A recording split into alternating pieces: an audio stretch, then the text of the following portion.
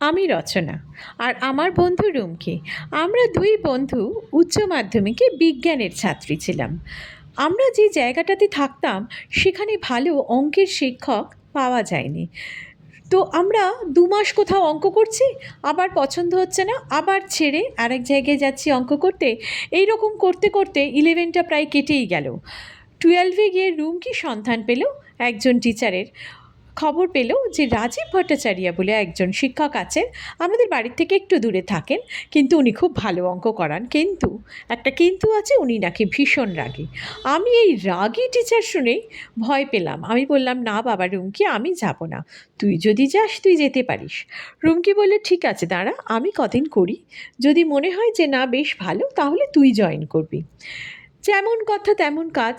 রুমকি কদিন করলো এবং বেশ স্যাটিসফাইড। আমাকে বলল যে এই চল, কোনো অসুবিধে নেই, স্যার রাগী তা ঠিক, কিন্তু অঙ্ক করাই যেতে পারে। সে ওর কথা মতন ভোরবেলায় ঘুম থেকে উঠে সেই শিক্ষকের বাড়িতে গেলাম। গিয়ে দেখলাম প্রচুর ছাত্রছাত্রী রয়েছে। আমাকে বললেন, কি রে তুই দরজার কাছে দাঁড়িয়ে আছিস কেন, এদিকে এসে বস, কী কী অঙ্ক করেছিস দেখি। দেখালাম। তো দেখে বললেন, ঠিক আছে এরপরে অঙ্কগুলো কর, যেখানে আটকাবে আমায় বলবি, আমি বুঝিয়ে দেবো। তো প্রথম সম্বোধন তুইতকারী এবং বেশ আন্তরিকভাবেই কথা বলছিলেন। হ্যাঁ, রাগী তো যথেষ্টই। তো ওনার ওই রাগের ভয়ে আমি একটু চুপ চুপ করেই থাকতাম। আমাকে বলতেন যে, কী রে এত তুই ভয় জুবুথুবু হয়ে আছিস কেন। আমি আর কিছু বলতে পারতাম না, কেন আমার একটা ব্যাপার ছিল, আমার সকলের সামনে যদি কেউ বকে আমি ভীষণ লজ্জা পেতাম। তো আমি অঙ্কগুলো করতাম। উনি ঠিক হলে বলতেন হ্যাঁ ঠিক হয়েছে, ভুল হলে বুঝিয়ে দিতেন। আর উনি আরেকটা কথা বলেছিলেন যে ওনাকে স্যার বলা যাবে না। বলতেন, এই শোন, আমি তোদের থেকে 12 বছরের বড়, আমাকে দাদা বলবি, আমাকে ওই স্যার বলে ডাকবি না, ডাকলে কিন্তু আমি উত্তর দেব না। আমার প্রথম প্রথম বেশ জড়তা লাগতো, এত বড় একজন টিচারকে আমি স্যার বলবো না, এরম দাদা বলবো। যাই হোক, তারপরে আস্তে আস্তে জড়তা কাটিয়ে অন্যদের মতন আমিও রাজীবদা বলতে লাগলাম। এবং ধীরে ধীরে এই রাজীবদার সাথে শুধুমাত্র আমরা শিক্ষক ছাত্রী এটা নয়, একটা বন্ধুত্বের জায়গাও চলে এসেছিল, একটা বন্ধুত্বের জায়গা তৈরি হয়ে গিয়েছিল। হয়তো কোনো সমস্যায় পড়লাম, রাজীবদা জানো তো এই হয়েছে। আবার কোথাও কোনো দিন হয়তো কোনো বিপদে পড়েছি, কোনো বন্ধুর সাথে ঝামেলা হয়েছে, কোনো বন্ধুর সাথে মন খারাপ হয়েছে, সব গল্পই মোটামুটি রাজীবদাকে করতাম। আমরা সকলেই করতাম, এটা নয় যে আমি একা করেছি। আমরা সব বন্ধুরা মিলেই কিন্তু অনেক সময় বসে বলতাম, ও রাজীবদা আজকে অঙ্ক করবো না, আজকে আমাদের কিন্তু খাওয়াতে হবে। তো রাজীবদা সেই শুনে বলতে, হ্যাঁ খাওয়াবো, অন কন্ডিশন রবিবার দিনকে কিন্তু 2 ঘন্টার বেশি এই অঙ্কটা করতে হবে। এবং রাজীবদা কোনো দিন ঘড়ি মেপে অঙ্ক করায়নি, সবসময় অঙ্ক করাতেন মানে মনের খেয়ালে। সেটা কখনো 2 ঘন্টা, কখনো 3 ঘন্টা, এরকমও হয়েছে 4 ঘন্টা, 4.5 ঘন্টা অঙ্ক করে আমরা বাড়ি ফিরেছি। তো এই রাজীবদার সাথে আমাদের এই যে অঙ্কের সম্পর্ক, এবং ওনার পারিশ্রমিকও খুব কম ছিল, তার ফলে প্রচুর ছাত্রছাত্রী কিন্তু ওখানে পড়তে যেত। উচ্চ মাধ্যমিক পরীক্ষার সামনে চলে এলো, হঠাৎ করে রাজীবদা চাকরি পেয়ে গেল। আমরা তো তখন মনে হলো যেন সমুদ্রে ডুবে গেলাম। সে কি রাজীবদা, রাজীবদা আর আমাদের ওখানে থাকবে না। চাকরি পেয়ে রাজীবদাকে অনেকটা দূরে চলে যেতে হয়েছিল। রাজীবদা বলল, তোরা চিন্তা করিস না, আমাকে চিঠি লিখিস কোনো অসুবিধা হলে। আমি যে সময়টার কথা বলছি তখন কিন্তু কোনো রকম কোনো মোবাইল ফোন ছিল না, আর লোকের বাড়িতে দূরভাষ ব্যাপারটা যে টেলিফোন, সেটাও খুব কম লোকের বাড়িতে ছিল। তো সেই কথা শুনে তো তাও রাজীবদা আর একজন টিচার তৈরি মানে দিয়ে গেলেন, যে আমাদের কোনো যদি হঠাৎ করে সমস্যা হয়, কারণ সামনে উচ্চ মাধ্যমিক পরীক্ষা, তো তিনি আমাদের দেখে দেবেন। তো ঠিক আছে, এই ব্যবস্থায় আমরা একটু আশ্বস্ত হয়েছিলাম। তারপর রাজীবদা চলে গেলেন, আমরা উচ্চ মাধ্যমিক পরীক্ষা দিলাম, ফলাফল বেরোলো। 3 মাস পর রাজীবদা এলেন একটা ছুটিতে, দেখা করলেন বেশ সফল বা প্রায় সকল ছাত্রছাত্রীর সাথেই রাজীবদার দেখা হয়েছিল। এবার এই যে দেখা সাক্ষাৎ হলো, এই রকম একটা সময় আমি কেন জানি না ভীষণভাবে রাজীবদাকে মিস করতাম। মানে খুব মনে হতো যে ইস, এই সময়টা যদি রাজীবদা থাকতো আমার বোধহয় এই সমস্যাটা হতোই না। এরকম একটা জায়গায় আমি চলে গেছিলাম। সেদিন যখন রাজীবদা চাকরি পেয়ে চলে গেলেন, সেদিন আমি বুঝেছিলাম যে আমি রাজীবদার উপরে ভীষণভাবে নির্ভরশীল হয়ে পড়েছিলাম। সেটা হয়তো এক ধরনের শ্রদ্ধা, এক ধরনের ভালোবাসা, এরকম কিছুই ছিল, যার জন্য আমি অত্যন্তভাবে নির্ভরশীল, মানে আমার কোনো রকম কোনো সমস্যা হলে আমি কিন্তু ছুটে যেতাম রাজীবদার কাছে। আর যখন রাজীবদা নেই, তখন দূরে রয়েছে, আমি মাঝে মাঝে চিঠিও লিখতাম যে আজকে এই সমস্যা হয়েছে, আমি কি করব, আমাকে বলে দাও। তো এই চলতে চলতে তারপরে একটা সময় এলো যখন রাজীবদা যে জায়গায় চাকরি করতেন সেখান থেকে অন্য জায়গায় চলে গেলেন, আমিও আমার পড়াশোনার জন্য অন্য জায়গায় চলে গেলাম। তারপরে আর আমাদের ওই চিঠি দেওয়া নেওয়ার এই যে একটা সূত্র ছিল সেটা আমাদের বন্ধ হয়ে গেল। এবং তারপরে আমি আমার মতন জীবন আমার শুরু হয়ে গেল। রাজীবদাও শুনেছিলাম নিজের মতন, বন্ধুদের কাছে শুনেছিলাম রাজীবদার বিয়ে হয়ে গেছে। তো তারপরে আর বহু বছর কোনো রকম আমাদের কোনো রকম যোগাযোগ ছিল না। বন্ধুদের কাছে মাঝে মাঝে জিজ্ঞেস করতাম, কি রে কোনো খবর জানিস?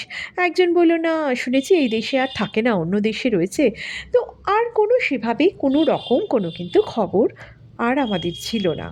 এইভাবে কেটে গেল ৩০টা বছর।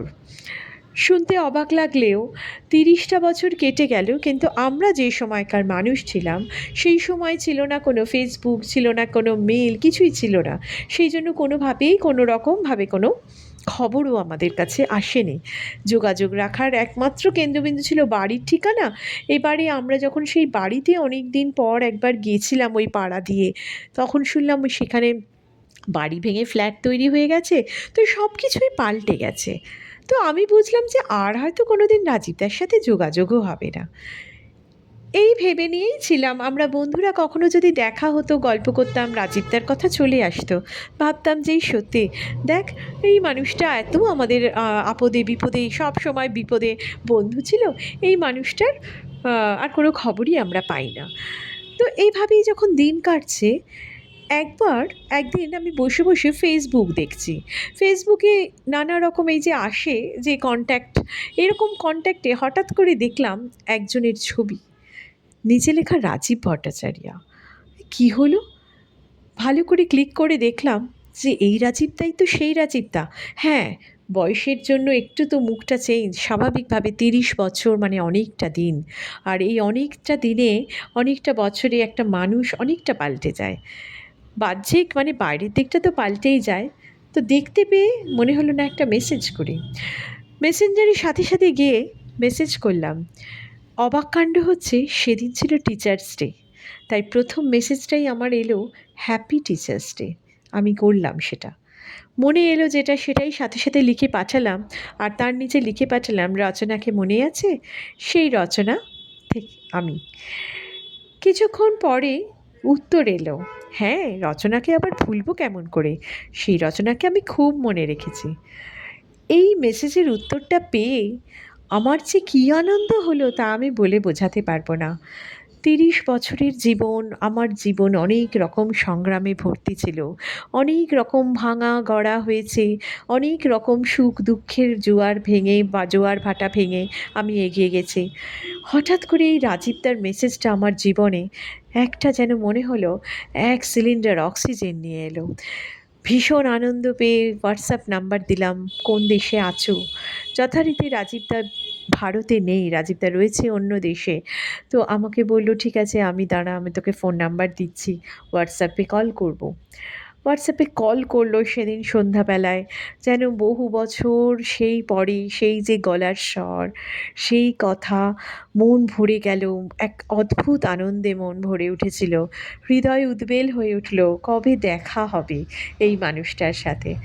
তো রাজীবদা বলল, কিরে? আমি বললাম, কলকাতাতে কি আর আসো না কখনো?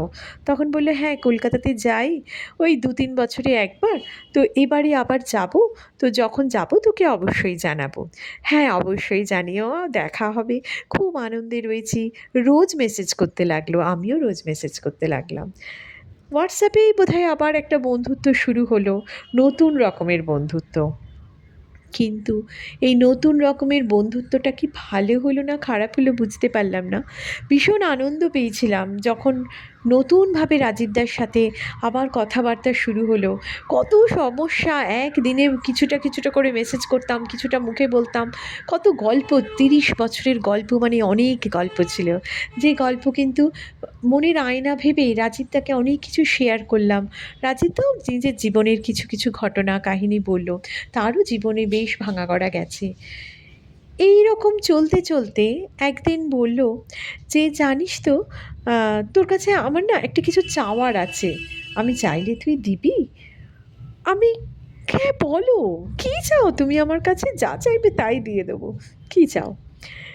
এত সহজভাবে প্রশ্নটা করেছিল, আর আমিও খুব সহজভাবে উত্তরটা দিয়েছিলাম। কিন্তু কি চাইলো রাজীবদা? বলল, আমাকে একদিন তোর একটা ফটো পাঠাতো, এক্ষুনি পাঠা। আমি বললাম ঠিক আছে পাঠাচ্ছি, একটা সেলফি তুলে পাঠিয়ে দিলাম। তখন আমাকে বলল, এই রকম সেলফি আমি চাইনি। আমি জিজ্ঞেস করলাম, কেমন সেলফি চেয়েছো? আমি তো এখন এরকমই দেখতে হয়ে গেছি। রাজীবদা বলল, আমি জানি বয়স হয়েছে, দেখতে এরকম হয়েছিস, সব বুঝছি, কিন্তু আমি এই বাইরের এই ছবি আমি চাইনি।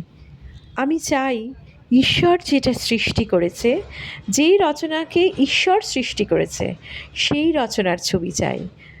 এত জামা কাপড় পরে নয়, সব কিছু খুলে একটা ছবি পাঠা। চমকে গেলাম আমি। এই কি রাজীবদা, রাজীবদা এটা কী বলছে? আমি বুঝতে পারলাম না কেন বলছে। আমার শ্রদ্ধা, আমার ভালোবাসা সেই জায়গাটায় হঠাৎ করে কেমন যেন কেঁপে উঠল, নড়ে উঠল। অবাক হয়ে গেলাম, বুঝতে পারলাম না, কিছু মেসেজের উত্তর দিতে পারলাম না, চুপ করে রইলাম। অথচ রাজীবদা প্রত্যেক দিন একটা করে প্রশ্নচিহ্ন দিয়ে হোয়াটসঅ্যাপে মেসেজ করতে লাগলো। কিরে, কী হলো, পাঠালি না? কিরে, কেমন আছিস? একদিন ফোনও করলো, কথা বললাম, কিন্তু সেইভাবে আগের মতন আর বলতে পারলাম না, আগের কথা বলতে পারলাম না। সেই জায়গাটা হয়তো রাজীবদাও বুঝেছিলেন। তাই একদিন বললেন, দেখ, আমি মনে করি সকলেই সুন্দর, এবং সেই সৌন্দর্যটা যেটা সৃষ্টি করেছে সৃষ্টিকর্তা, সেই সৃষ্টিকর্তার সৌন্দর্যটাই আমি দেখতে চাই। ওই জামা কাপড় পোশাক পরার ছবি আমি দেখব না, পাঠা। খুব আন্তরিকভাবে বলল, পাঠা। কিন্তু আমি কি সেটা পাঠাতে পারলাম? পারলাম না, পারলাম না রাজীবদা। এই ছবি, এই রকম ছবি তোমাকে পাঠাতে পারলাম না, কারণ তুমি আমার একটা শ্রদ্ধার জায়গায়, আমি তোমার পুজো করি। তুমি যদি আমার ভগবান হও, তুমি আমার যদি ঈশ্বর হও, আমি তো তোমাকে, তুমি যা চাইলে এই তো দেওয়া আমার পক্ষে সম্ভব নয়। তাই আমি সেই ছবি পাঠাতেও পারিনি। আর আস্তে আস্তে যোগাযোগটা আবার সেই ক্ষীণ জায়গায় চলে গেল। কষ্ট হলো, খুব কষ্ট হলো, কিন্তু কিছু করার নেই। আমি আমার মনের সাথে লড়াই করলাম, প্রচুর লড়াই করেও আমি জিততে পারিনি। আমি হেরে গেছি আমার শ্রদ্ধার কাছে, আমি পাঠাতে পারিনি সেরকম কোনো ছবি। তারও কিছুদিন পর একদিন জানতে পারলাম আমাদের আরেক বন্ধুর কাছ থেকে যে রাজীবদার নাকি সেরিব্রাল অ্যাটাক হয়েছিল। চমকে গেলাম, কী হলো, এরকম কেন হলো? ওর কাছে শুনলাম রাজীবদার সেরিব্রাল অ্যাটাক হয়েছিল ২-৩ বছর আগে, এবং তাতে বেশ নার্ভের একটা প্রবলেম হয়েছিল। এই প্রবলেমের জন্য রাজীবদা পুরনো ছাত্রছাত্রী যাদের সাথে যোগাযোগ হয়, বিশেষ করে ছাত্রীদের সাথে যখন যোগাযোগ হয়, এই রকম খুব আন্তরিক হয়ে পড়ে, এবং আন্তরিক হয়ে পাওয়ার পর এই রকম কিছু ছবি রাজীবদা চায়। আমি আর কোনো বলার উত্তর পাইনি, কিছু বলতেও পারিনি। আমি পুরো নির্বাক হয়ে শুনলাম। যাই হোক, পরে শুধু একটা মেসেজ করেছিলাম রাজীবদাকে, ভালো আছো তো? ভালো থেকো, ওষুধপত্র ঠিক করে খেও। তার থেকে বেশি আর আমি কি চাইতে পারি?